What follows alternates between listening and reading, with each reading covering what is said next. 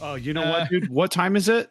It is fuck John Fisher o'clock. It is right on fuck time. John Fisher o'clock. Yeah, so fuck John Fisher. Yeah, we did a whole it's like a almost we did a sizable video on that was released yesterday, Sunday. So if you haven't watched that yet, please watch that one as well. You can get our full reaction to the end of the baseball season and the end of the A's in Oakland as it seems right now. So I don't know if Daniel, if you got anything you want to say, we'll gladly take any sympathy at all if you want. All I really wanted to say was fuck John Fisher. Amen. No, dude, it's testify. It doesn't feel like baseball anymore.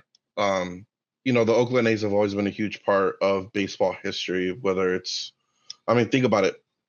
You guys had Ricky Henderson. Without the Oakland A's, you wouldn't have Canseco and McGuire. Without the Oakland A's, we wouldn't have, Marcus Semien. We wouldn't have Sean Murphy. We wouldn't have Matt Olson. We wouldn't have Max Muncy, Dodger fans. Yeah. You guys forget Max Muncy. You're welcome. Was a part of the athletics organization. We wouldn't have Andre Ethier either. He was part of the athletics organization as well. And we took Milton Bradley off your hands. Thank you. Welcome. Thank you. You know what? Milton was very well behaved for 2006. Yeah, Milton was he was a sweetheart in 2006, and then basically he when they said they were trading him in 2007, that's when he kind of lost it. And that's when he turned into the old Milton at that point. But yeah, dude, it just doesn't. It feels like a huge chunk got taken out of the heart of baseball in a sense, and I know we're going to touch on it later. Another big chunk got taken out not too long ago, but yeah, I do feel like I really wish there was a way to have kept the A's in Oakland instead of moving them to Vegas, to some city that's probably not going to give them anywhere near the kind of support that they could have gotten in Oakland. You know what I mean? So, well, I think if they even make it to Las Vegas, it's the other thing. I don't even know if they're going to make it, guys. I really don't. We talked about it a little bit on Sunday in my eulogy. It's really odd to me that all of the political powers that be are just, other than the Oakland mayor saying a couple of things here and there, going to the final game. All political people are quiet, which is fishy to me, pun intended. I really would not be surprised if the final stay is at Sacramento. And I'm really not going to be surprised if somehow the A's are sold and the new ownership group comes back to Oakland. Because like I said, you have two massive sites ready for development. Yep. They're the original, the current site, 150 plus acres, just, you could play there, you could build next door, you own the arena, you got income coming in, and you got plenty of room to do whatever, redevelop whatever, and you have Howard Terminal. Right. So, go ahead.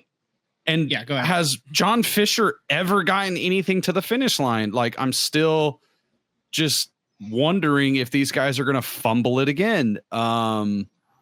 It seems like the rest of the MLB owners have voted yes on it just to be supportive of their colleague, but no one really seems to be supportive of it. I know we're going to get into it in a second, but the White Sox, go to White Sox Twitter.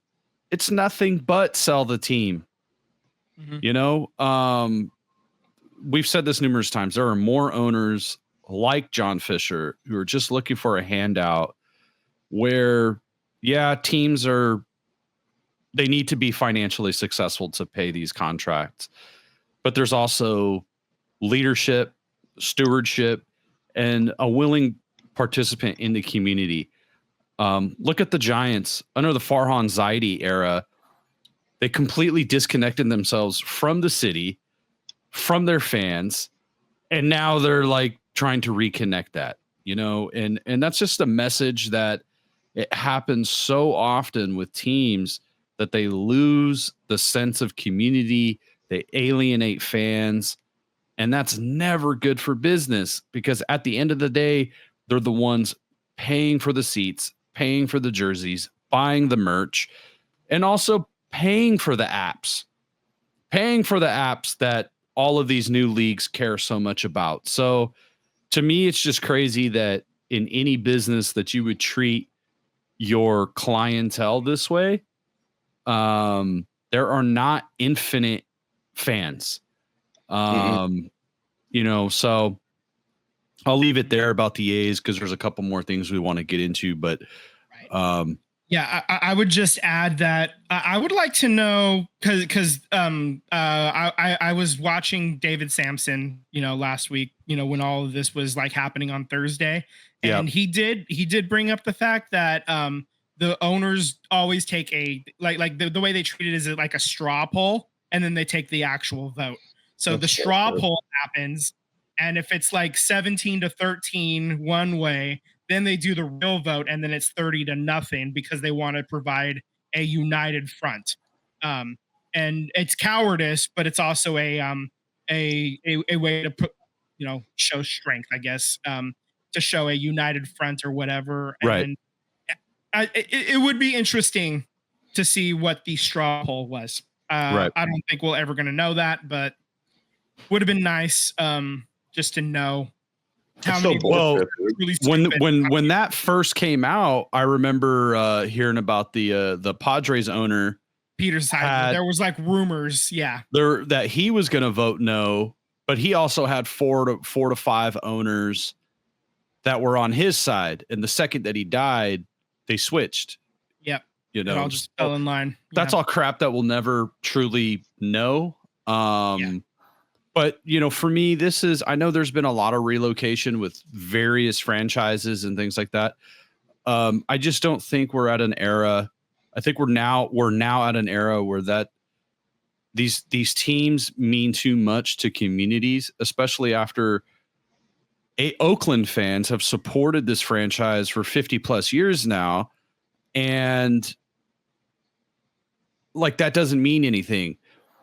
All of the highlights of the final game of the season, all of it, like 90% of it is all stuff that the A's accomplished without the ownership of John Fisher. Yep. In 20 years, you've accomplished nothing really. Like your wealthiest free agent is from a previous era. You haven't produced a home run leader, a strikeout leader, a saves leader in an era of baseball that's all about those stats. Like, you haven't been able to retain not one player in modern baseball to be a strikeout leader, to be a home run leader in an era where it's all strikeouts and home runs. And you can't even retain a pitcher, a reliever, a closer, a home run hitter. Like, you have nothing. Yeah. So, I mean, all right. At some point, you're just going to turn to on it. Yeah. And it's what's happening with the White Sox. Yep. Jared, let's just talk about this right now. Jerry Reinsdorf, what is it with these shitty owners and releasing their little I'm sorry letters at the end of the year, man? Like, we're going to do better. We promise. Come back. Yeah. So that's a Miguel Vargas. They blew 120 something fucking games. They lost 121. It finished at 121. I knew it was 121. I didn't know if they were able to scrape together a couple more losses there. But yeah, it's a modern day record for losses in a single season. And it's gross. It's grimy and fuck. It's bad for baseball, bro. It's so terrible bad for baseball. You got what, like 3 teams from the AL Central that made the playoffs, and that's because every single one of them just beat the shit out of the White Sox, man. It legit skews the rate, because they get to play them 13 times a year or whatever. Each of them are going 12-1 against the White Sox. It's like, just it's the White Sox out there. The record is 39-121. Mm-hmm. Jesus, dude. 39 wins, 121 losses. Ouch. But it's all the fans' fault, guys. It's all those Chicago fans that don't. Yeah. Wait, Those the hand math, over the math money, thing. hands over fist. Fans. Yeah. For, So gross. Sam, 41. The math wasn't 41 and mathing. 121. They did win their last two. Oh, Yeah. they did. Oh, Either way, this little meme is out of date. either way, owners like John Fisher, owners like the White Sox owner, owners like the Pittsburgh Pirates owner. Did you guys hear about what they did to Rowdy Tellez? Yeah. Oh my Dude, God. these kinds of owners should honestly be banned from baseball. Even the Angels owner. The Angels have been notoriously bad for the last 3 seasons, have completely ruined Mike Trout's fucking prime, misused his career. They've only been in the playoffs like what, once for a wild card game, if that. 2014. No, I think they might have actually been division champs that year, but because the A's fell off. Either way, to have, and I know we've talked about this, to have Mike Trout and Shohei Ohtani in your system and not being able to do anything. So I know we've talked about this in the past, but I really wish that there was a system in place either to relegate a team to a tier 2, or where if you're not successful within 5 years of being an owner, you are forced to sell the team. Because if it's clear that you're just using a professional team as a money grab, you should not be an owner of a major sports team, period. Well, I mean, we've talked about this last year or whatever it was. The Dodgers, MLB forced Dodgers owner Frank McCourt out. Yep. Because he was mismanaging the team. And the second he was gone, you get this new ownership in there. They hire a new front office. I believe it's the guys from Tampa Bay. Yep. You get them, and look what happens to this franchise. It's a complete 180. You restore the franchise to its shine. They've invested into the team, and now the fans are crazy about their team. They're fanatics again because you're adding star players and you're retaining star players. That these people have something to cling to. It's not rocket science, Common sense. It's common sense, all of these teams, these owners, the Reinsdorfs, the Fishers, the Artie Morinos. I mean, at least the Angels got the one World Series. I don't even know if he was the owner back then, though. They're not good for business. Like, move on from these people. It's a better game when you have franchises that are actually trying to compete and win. So I don't know. I don't know what baseball does from here. My assumption is they're just going to keep doing what they do and not really give a shit because they want cities to pay for these development sites, and they get all the benefits of tax write-offs and all of the income that comes with it, and they ain't going to pay it back in taxes. We know that. So absolutely. Let's move on, Vince. Yeah, let's move on. We kind of joked about it a little bit, but let's just say it officially. Farhan Zaidi is out. Buster Posey is in as Giants president of baseball ops. So maybe a little bit of a return to the just feeling it by the gut instead of the analytics, the overused analytics, I guess. Analytics are just going to be there for everything, but like using it as a catch-all, I guess, like, that it probably went a little bit too far, a little bit too much. And it worked really well in 2021 when they came out of nowhere and won, like, what was it, 107 wins that year? Yeah. But then since then, the Giants have been very middling and just underperforming what they set their own expectations at, whether they were realistic or not. So he had analytics works really well when you have star players that can do star player stuff. Yeah, it's funny how that works, isn't it? When you get really good players and they play really good, like all of a sudden you look like a genius with your analytics team. Who would have thought Aaron Judge is going to hit homers, whether it's the first inning or the ninth inning, he's going to hit homers. There's a rate to it, Yeah. I don't know what this does for the Giants. I guess it does season ticket holders, people who maybe let their season tickets expire, because we all know the Giants haven't been selling out their stadium. Therefore, it's the fans' fault. They should sell the team. The fandom hasn't been as supportive of the Giants. Obviously, their numbers are a little better than some other teams, but they haven't been able to get star players. But most importantly, with Farhan Zaidi, he hasn't been able to develop his minor league system. Like, how many years we've been hearing about guys coming up, and then they weren't all that, So 7 years this guy's been rebuilding the minor league system, and it just never came into fruition. I could forgive not getting the superstar, because no way in hell Aaron Judge was going to leave the Yankees. You're not. No way in hell were you going to get Shohei Ohtani. That was just not going to happen. But you couldn't develop.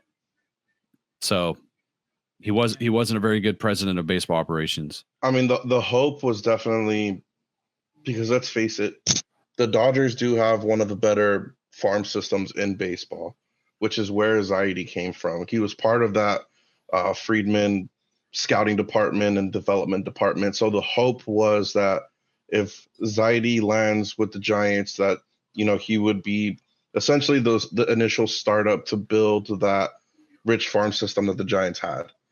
Unfortunately, like you guys said, it didn't pan out, because I don't think the system was ever really put in place. When you're like what Friedman has is that he has like this well-oiled machine, because it seems like no matter how many times the Dodgers trade away a prospect, there's always one that like just takes their place, and they always have that consistently really good farm system. And when you try to like rebuild that without the actual framework in place, I think that's where it kind of fell apart. Yeah. But hiring Buster Posey as your president, I think what it does though is that it puts a better baseball mind in place, because let's face it, Buster was a great catcher when he was playing. He was a smart ball player. He's probably going to be in the Hall of Fame. Like, he's the one player on that Giants run in the early 2010s that's probably going to get in. I think his numbers are a little bit borderline, but right. But on a team that won 3 in 5 years, somebody's got to get in, right? And yeah, he's definitely put in the best. Bochy's probably getting in. Bochy's getting in as a coach, but somebody as a player, I think it's got to be him, because the starting pitchers, while great, didn't play long enough, Yeah, I would definitely say Buster's definitely going to go in there. But like I was saying, you definitely put somebody in place that's a baseball mind, which is kind of what you need in place. Because I think if you have a baseball mind there, he's kind of there to filter out the bullshit. Yeah, like, yeah, those numbers are nice, but the kid can't hit, or the kid can't field, or this or that. Mm-hmm. Doesn't matter how many walks you draw if you can't like hit when it's time to hit. Yeah, exactly. No, for sure. I guess the last bit of the baseball news, Vince. Rest in peace, Pete Rose. This literally broke like less than an hour before we started recording. Wow. This just came across. Rest in peace. He was obviously all-time hits leader and obviously all-time great. Should be a Hall of Famer, like on his numbers. Isn't a Hall of Famer because of the gambling stuff. Now that baseball is like getting in bed with all the gambling and everything, like you can go to a Arizona Diamondbacks game and place bets now at the stadium. That to me is the second MLB started to get in bed with gambling, like he should have got in. He should have got in. So I think now that he's dead because he was banned for life, he's not alive anymore. Yeah, now he should get in. Like, the first time they can. I think that the ballots are already like locked for who's eligible this coming round and for 2025. But I think 2026 he should be put in probably. Agreed. I've always been of the mind that Pete Rose should have been in the Hall of Fame. Period, dude. Like, I never understood this whole logic of like, he gambled on the team. Yeah, he gambled on the team to win, dude. Like, yeah. It would have been one thing if he would have been like, if he was gambling on the Reds to lose, because then, he's kind of like, pulling pitchers early or like not putting out his best lineup, then that would have been shady. Yeah. And yeah, there's ways to shave a game. Yeah. Yeah. And I'm not excusing it. Like, I completely understand that it's in the rule book, but it's still bullshit because, like you guys said, you guys are in bed with gambling. So for you to like, we're friends with FanDuel, but Pete Rose, you're not allowed in the Hall of Fame because you gambled. And it's like, bro. The second they allowed it, he should have got in. They have ceded the moral high ground on this. Right. So, yeah, just another thing for baseball to do to piss us off, you know? I honestly thought when Bettman became commissioner that he was gonna not Bettman. God, what's his name? Manfred. Thank you. When he took over Selig, I honestly thought that he was gonna freaking allow him to enter into the Hall of Fame. Like, I would have loved to hear Pete Rose's Hall of Fame speech. I would have loved it because he genuinely deserved it. But now we're all robbed of it. I agree. 100%.